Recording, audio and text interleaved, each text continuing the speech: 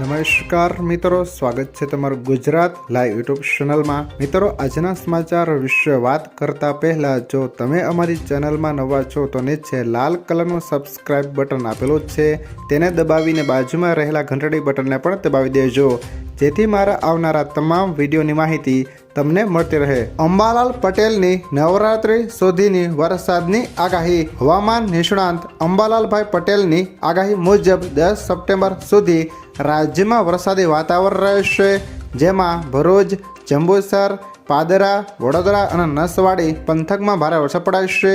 13 થી 20 સપ્ટેમ્બર દરમિયાન વરસાદનો બીજો રાઉન્ડ શરૂ થશે। હવામાન નિષ્ણાંત અંબાલાલ પટેલના મતે 22 થી 25 સપ્ટેમ્બર દરમિયાન રાજ્યમાં વરસાદ વરસશે। ભાદરવી પૂનમ સમયે વરસાદી માહોલ રહેશે।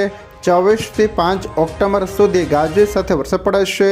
અંબાલાલભાઈના જણાવ્યા મુજબ નવરાત્રિમાં વરસાદ વિઘન બની શકે છે। ત્યારબાદના મહત્વના સમાચાર વિશે વાત કરીએ તો કોમર્શિયલ એલપીજી સિલિન્ડરના ભાવ વધ્યા।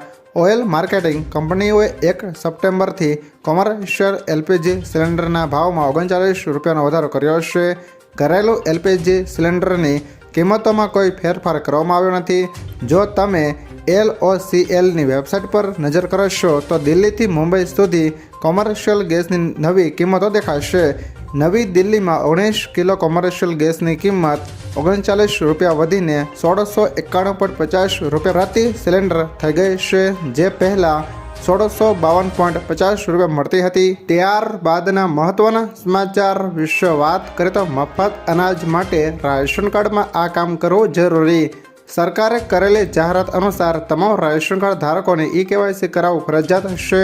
30 સપ્ટેમ્બર સુધીમાં જો કોઈ રાશન કાર્ડ ધારકે E-KYC પૂર્ણ કર્યું નથી, જેથી તે રાશન કાર્ડ ધારકોને સરકાર દ્વારા આપવામાં આવતું મફત બંધ થઈ જશે।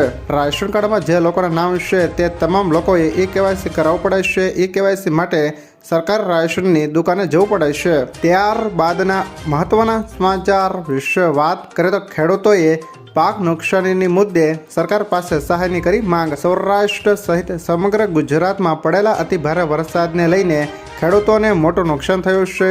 ધોધમાર વરસાદને પગલે ખેડૂતોના પાકને ભારે નુકસાન થયું છે। પાક નુકસાનને લઈ ખેડૂતોએ રાજકોટ કલેક્ટરને આવેદન આપ્યું છે। ખેડૂતોએ કલેક્ટરને પાકની નુકસાનીને લઈ રજૂઆત કરી છે। સુરેન્દ્રનગર જિલ્લામાં ભારે વરસાદને કારણે પાકને થયેલા નુકસાનના વળતર માટે ખેડૂતોએ રેલી યોજી ખેતીવાડી અધિકારીને કરી રજૂઆત। જિલ્લાના 250થી વધુ ખેડૂતોએ થાળી, વાટકા અને બેનર સાથે વળતર આપવાની કરી માંગ।